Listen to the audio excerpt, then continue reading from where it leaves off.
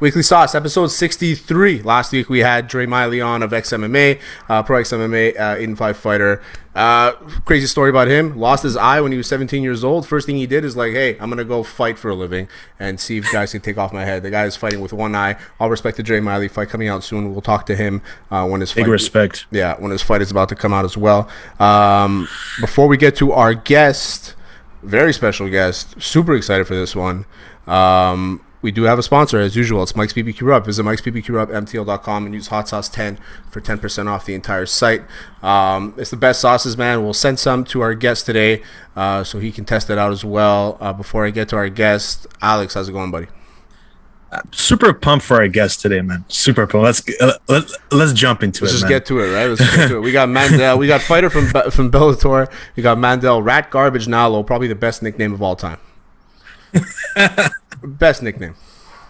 I mean, arguably. I'm not sure if my parents love it, but yeah. What did your parents say when they saw it? I don't know. They know me, so it's not like it's a surprise. It's not like they had some like straight-laced normal kid, and then I leave to Montreal and start doing MMA. And I'm like, what's this guy likes shocked. Rats now? No. So what inspired the name? It was accidental. Oh, we were down here, and like I'm a real curmudgeon when it comes to social media. And everybody's like, you should get Instagram. It's good for self-promotion or whatever. I'm like, I don't know. I'm not going to do that. And then I'm like, all right, if I'm going to do it, I'm not going to be Mandel, Nallo, MMA. You know, there's enough of that. Or am I going to get a fade and trim my beard and then post training photos? Like, I don't know. There's a lot of guys like that. Yeah, no hate, no shade on those guys. Hashtags, be the better you, all that stuff. Yeah, exactly. So I decided to go with something a little off the wall, and we're throwing names out there, and Rat Garbage was available. You know, was not my first choice. Oh, it wasn't? Okay. I like how you're like, it was available. It's like it was a website. Oh, nobody bought the name yet. You know, yeah, nobody's exactly. ever used Rat Garbage before. Funny enough, I've had people like DM me and be like, you got to give me the handle.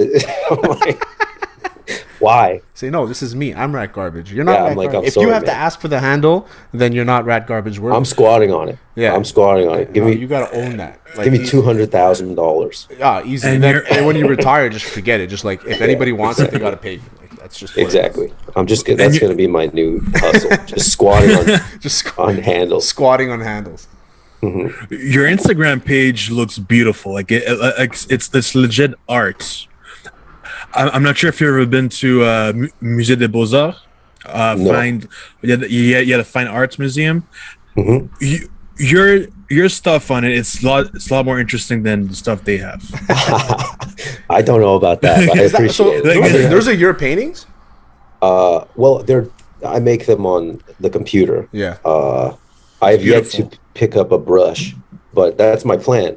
I'm going to buy an easel, and I'm gonna go full analog. But right now, I'm just working in the digital space. Are you using like Adobe or like Pixlr or whatever? Pixlr. So I just started using Pixlr. I can't figure it out. Like I've learned a little bit, but it's I don't know. Yeah, I mean that's basically what I did. I was like, let me see. So originally, I would post like, say I was fighting or I had just fought. I would want to thank people, so I get a clip of a still from the fight, and I'd just throw a bunch of like, say it was I fought in the fall, throw a bunch of pumpkins and just skeleton fingers and whatever, and be like, hey, thanks for the support. I just want to fight. Well, and just using Pixlr, I learned on like YouTube shit that you can do more stuff with it than I. Yeah. I was trying to learn because we have a graphic designer for the website and stuff, and just like he's busy with other stuff too. He does it like full time. He teaches and stuff. So like I want to take the load off of him. So I'm like, oh, you know what? I'll get Pixlr. I'm not gonna pay for Adobe. I'll get Pixlr, whatever. So I started playing with it. I'm like, I came up with this like crappy for our UFC 265 breakdown. I came up with this crappy image, and then I put it up, and I was like, this is like probably the worst thing I've ever seen in my life. So I just took it down right away. I'm gonna go on YouTube. I'm gonna learn a little bit. Like you get better fast, and I mean, like I'm bad at it, but you can. You just need to lean into the jankiness, Like that's it. I mean, and like. People call it art. I call it, just like a photo edit. But like eye of the beholder, I guess. That's it, right? I like the way it looks. Anything is worth anything that the person is willing to pay for it, right? That's the way. That's what I tell people. If the guy wants to give you $1, to him, that's what it's worth. That's the way I see it, right? Exactly. So if squatting on rat garbage is going to make you $200,000 in 10 years, then squat on it all you want, my friend. That's the long-term plan. That's it. And speaking of like weird, handles, even and the art being so abstract, how would you describe your fighting style? Because your fighting style is kind of unique. I think that I think I'm fun to watch just because I do a lot of things that that seem flashy or whatever. But I think really I'm just I just like fundamentals. But what works for me, I found, is maybe looks a little cooler to the average fight fan. But really I'm just in there trying to stay safe. So the techniques I throw are just the safest, simplest stuff. And then they end up looking cool, So I went back and I watched a bunch of your fights. Obviously, we can talk about probably one of the best KOs. I remember it when it was you against Banks, and that knee coming in for the takedown. Knee, it's written out of a storyline in a video game. It's exactly how it happens. That was beautiful. But then I watched your fight against the Brazilian dude, Achilles. Mm-hmm. And what happened? Did your leg just go numb? Did you feel it? Were you just trying to get the leg? I was looking at your foot after, and I see you kind of stepping a lot more, trying to kind of wake it up. Yeah, so it's happened a lot in MMA actually the past few years. You get hit behind the knee, and your nerve switches off, and it's called acute foot drop. So you can't flex your toes up. So the mechanics of walking are to pull your toes up, and then. So when I was trying to step, your foot is just dragging. Very annoying. Yeah. Especially when there's a guy in front of you who's willing to take your face off for it. And I remember it happened to Michael Chandler in a fight against Brent Primus. He lost that fight for the Bellator belt a couple of years ago. And I remember watching that fight. I showed it to everybody. I was like, isn't this the worst way to lose a fight? He's clearly better than the guy.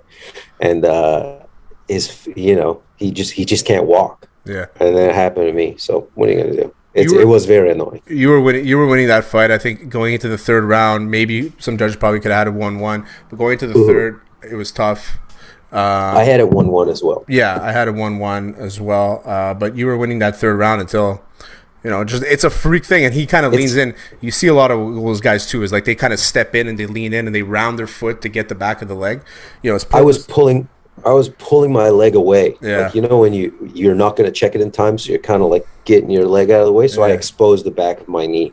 You kind of turned away. And exactly. Kind of I mean, it's a freak, like you said in your interview after. It's a freak accident too. So this stuff happens. But you're 8-1. You're still fighting in Bellator. What's next for you? Who's on the chopping block right now? I have no idea. I don't like to watch a lot of fights outside. I'll watch the best guys do it, but I'm not one of these guys that's ooh, who's in my weight class? Got to do homework.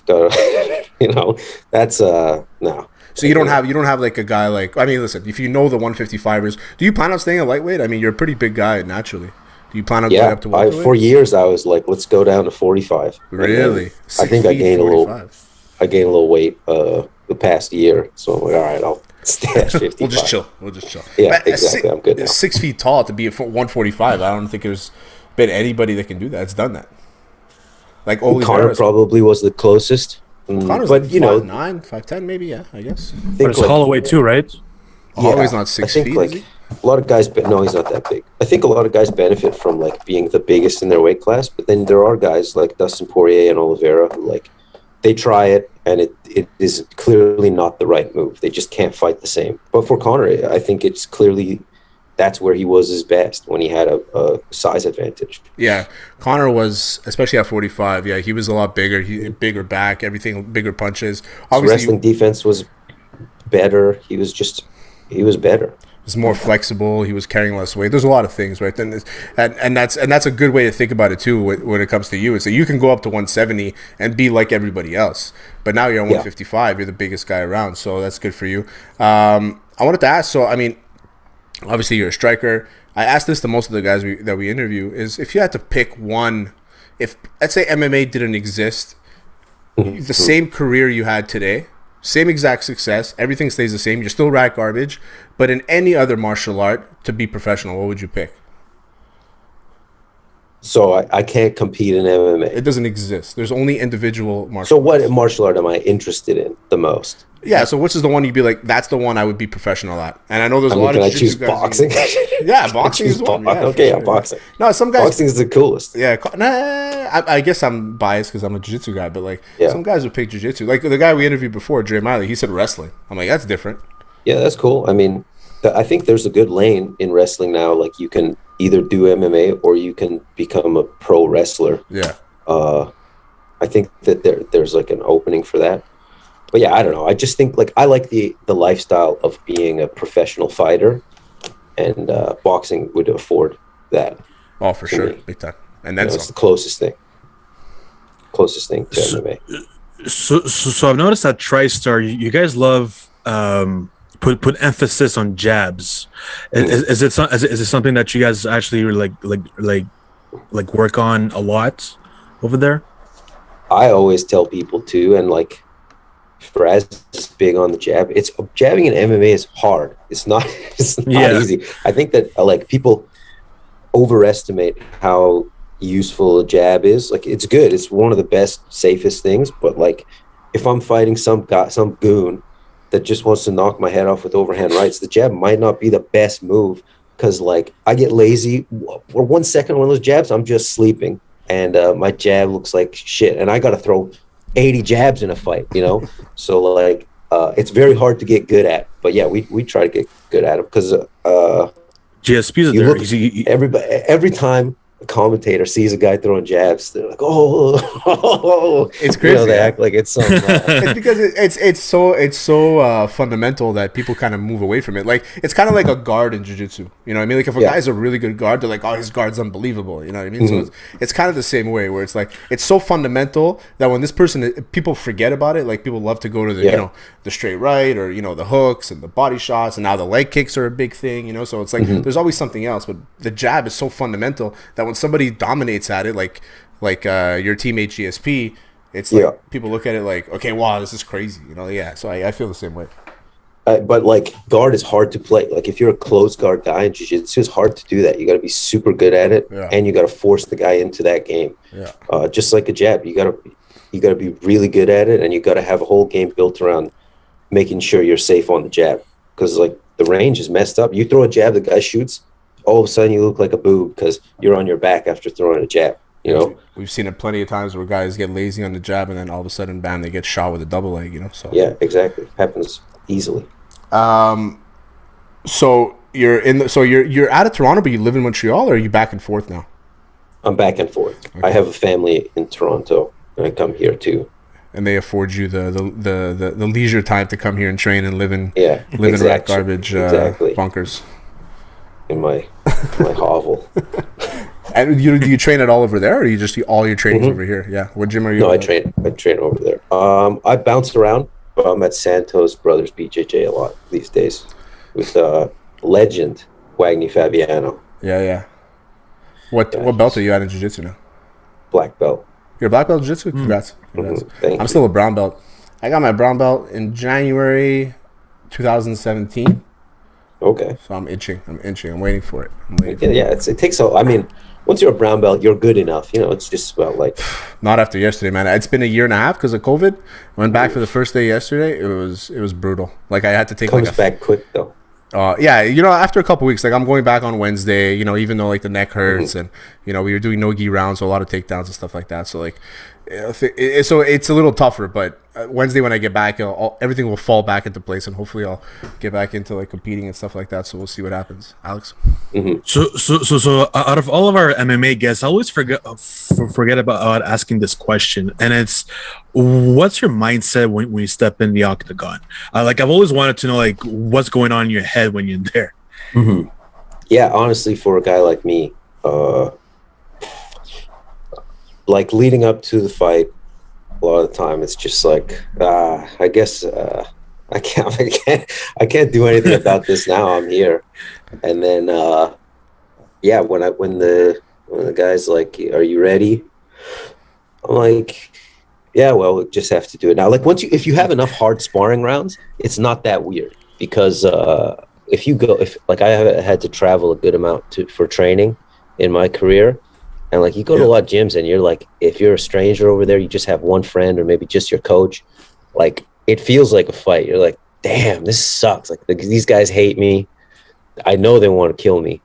Uh, and then the bell rings and it's fine. So like that's kind of the way I think about fighting. Like it'll be fine, you know. What's gonna happen? It's okay. It's weird, but you know what are you gonna do? So it's a beast, man. Knowing that we were like talking about it with some of you guys, and trying to get into the mindset. And we spoke to Amen a few months ago, and that was probably one of our most popular interviews for obvious reasons, right? He's a good dude, and he's successful, and people like him. But we spoke to Louis too, and you guys all kind of say the same thing. It's like, it's you get in there, and it's not you don't mess around. It's like you're in there. The guy might kill you, but you're in there to kill the guy too. So whatever happens. Put it out there, and there's no point in taking a step back. But TriStar, man, you guys are stronger than ever. What's going on at the gym? How's the competition because of COVID? Have you guys been able to fly guys in? Like, what's been the story over there? Yeah, so this past year has obviously been difficult, but the core team is always working, and hopefully, I don't know, the plan is for things to be more open in September, and guys will be able to fly in, because that's one of the huge assets we have as a gym. Is like we're one of the big ones that people want to travel to, and we haven't really had the benefit of that over the past year, but everything's working. Fred's always here. He's a workaholic, and the core team workaholics, so we're just always training. We'd what also a lot of guys leaving because traveling, like Taza and Ethan, they're training with the guys. Well, they're no longer down at her desk squad, so like I don't know where they're at. I heard Taza's moving to Austin to train at Gordon Ryan's gym. I think they're all in Austin. So that's another thing too, is you guys lose a lot of your good jiu-jitsu guys, but I'm sure there's other guys out there. Like is Donald still there? Donald's still here. Pierre's still here. You guys still have the killers over there too. So exactly. Yeah, so jiu-jitsu's not a problem, but like losing guys like Ethan and Taza, that must be it's a big blow, but you guys will always attract the best, that's for sure. And and I mean, those guys weren't going to stick around here like year round anyways. They were in New York plenty, and then they were competing for half the year, so it hasn't been a huge change. Like Ethan's, I think, coming back in October or something. Oh, okay. They're always coming back.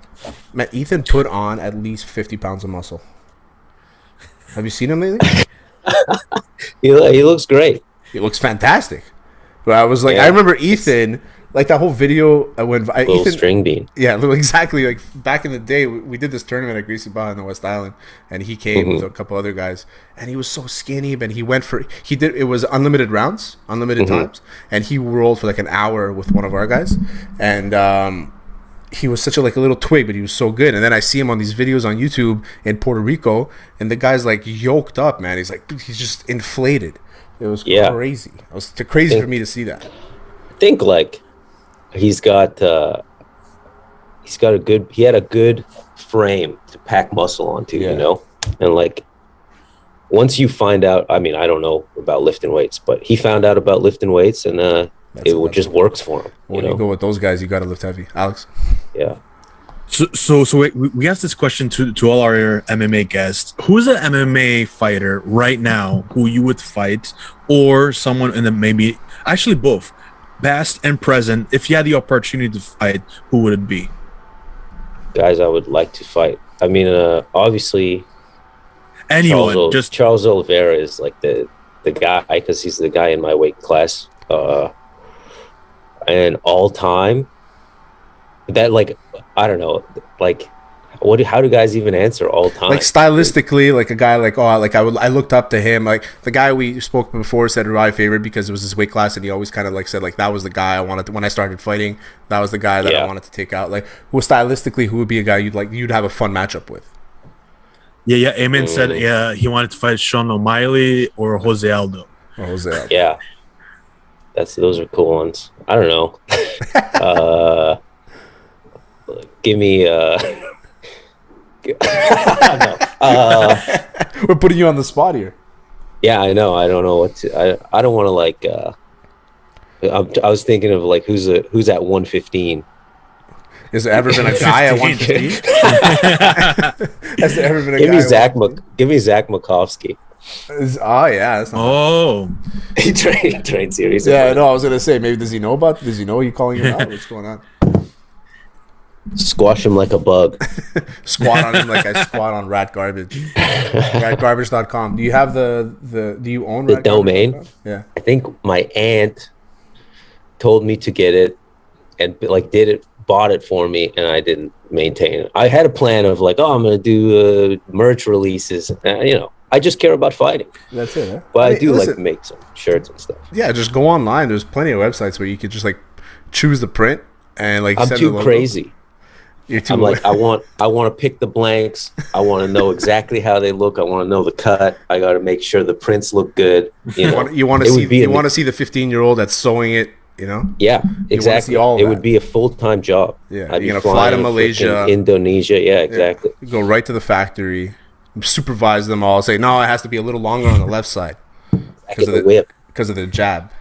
Yeah, you got to do Yeezy style. then you make your ratties shoes, but yes, exactly. But they're kind of like Jesus sandals, where they go up to the knee. They have a little rat tail coming off the back. Oh, that's perfect. Yeah, these are where millionaires are made. Yeah, exactly. Forget about fighting. Your future is in marketing. This is an R&D. This is an R&D meeting. So you've been in Montreal for quite some time now. Like traveling back and forth, and you're Canadian as well. So I'm assuming you tried poutine already, right? Yeah. Oh, and do you have a favorite poutine spot in Montreal? I don't shop around too much, but I'm like, I think Le Toussaint or Chez Toussaint. Chez Toussaint. Yeah, I feel like they've got a good one. That's where I go. Like if I want poutine and I'm in the city, that's where I'm gonna go. Yeah, best burger too, right? And there's a very good one, and there's a very good one right in front of. Well, not in front, but right next to TriStar, which is the Orange Julep. Yeah, it's a good one. It's right next to I've never had a julep. I've never had julep food. What? Wow! But I'm a hater. I don't like. I have like this weird category of like fast food that I just can't eat. Oh, so you're like a foodie. But not really. Like I go to the dollar store and I buy ramen noodles. The candy bars that are $2 for $1, the fake Mars bars. Like I'm not a foodie, but when it comes to like hot food, I'm a snob. No, you know what? I get that too. I'm like, listen, I appreciate like a good greasy spoon like Orange Julep, where you'll get like the toasties, the you know what I mean, like the hot dogs. Yeah. You get a good pooter out of it, the thick brown sauce. But yeah, Chez T is probably up there. Chez T is the second best burger in the city after Uniburger. Uniburger. See, I like that place too. That's a cheat night place for me. So both of those are cheat night spots where like it's Saturday, I finished sparring, I'm gonna go there and get that. So you're from Vancouver-ish, outskirts. Mm-hmm. You moved to Toronto. You train in Montreal. Just move to Montreal, man. I don't know what you're doing. I don't know. I feel like everybody in Montreal should just come to Toronto. Yeah, everybody's like, okay, Rat Garbage is leaving. Let's go. Let's go. Bring the whole gym. TriStar Toronto. It's a bigger city. It's a better walking city. I mean, unarguably a better walking city. Montreal's very hard to walk in. Well, I mean, where would you like? Where can't you walk? Because I'm not a liker of Toronto in any way. I think Toronto's the most artificial city in North America. Yeah, that's the fun of it, though. It's the Canadian New York, right? You see all the New York. See all the gross people. Like that's good. Yeah, if you're willing to like, indulge that side of yourself that's just a little piece of shit that's looking at people. This guy thinks he's better than me. Why is he wearing a suit? That's the fun of it. This guy is banker probably. This guy is hedge fund. Your shirt says Rat Garbage for King. Yeah. And then he has a tattoo of Rat Garbage after. Then you bond over that. Exactly. That's he's probably the funny thing about it is probably a nice guy. Probably a great guy. Probably has like a little startup. He's got a little cafe he's trying to run, but I'm gonna, in my mind, he's a piece of shit. But where can't you walk in Montreal? You can walk anywhere. So frequently, I would walk from the gym, so which is like right next to Julep, to Jean Talon Market on Sunday to get my groceries for the week. That's like that is a barren walk. Yeah, this is an hour walk. Barren walk. Nothing going on. Because you're taking that part of Jean Talon. It's brutal. That part of Jean Talon is like from DeCarry all the way to Little Italy. Forget it. It's brutal. The only part where it gets kind of good is Park X. I guess the issue is where TriStar is. Honestly, TriStar it's in like the concrete jungle of the city. It sucks. Brutal. There's no green over there. There's nothing. There's just really tall condo buildings that are way too small. And before I wasn't making any money in fighting, there was no reason for me to venture out into the city. So this is all I knew about Montreal. Montreal sucks. Hey, but good on you for walking all the way to Jean Talon Market, man. It's great. I love that place. Big walker. That's good, man. So no car for you, not even in the winter. No, I don't like driving. I have my license, but I will do everything in my power to not have to drive. Really? Yeah? Even in the winter, like -40, you just won't go out, or? Yeah, I just won't go out. You just won't eat? What'll I do? Order? I'll catch a ride to the grocery store, and then I'll walk back to the big hall, and then that'll be it. Oh, so you're a big catch a ride kind of guy. Yeah, exactly. Oh, that's cool. You're going there too? I guess I. Hey, I'm hopping. The thing is, if you're the catch a ride kind of guy, you have to be a very good conversationalist. I'm a good road dog. Okay, Eamon knows. Yeah, you got to get the X. Because Eamon's done plenty of road trips with me. Yeah, for sure. Try going to all these smokers. And I will not drive. So if you like to drive, excuse is, if you like to drive, cool. I'll be in the passenger seat playing with the music. Yes, I will. Give me the aux cord, and we'll talk about whatever. What kind of music? Yeah, what kind of music? Yeah, I was gonna ask. Road trips. So, music is one of those things where it's like comedy. You go down a big rabbit hole, and you end up liking shit that nobody likes. So, I like a lot of shit that nobody really likes, but I have certain genres of music that I'll send to different people that know I'm a music guy. But then most of the shit that I like is not for everybody.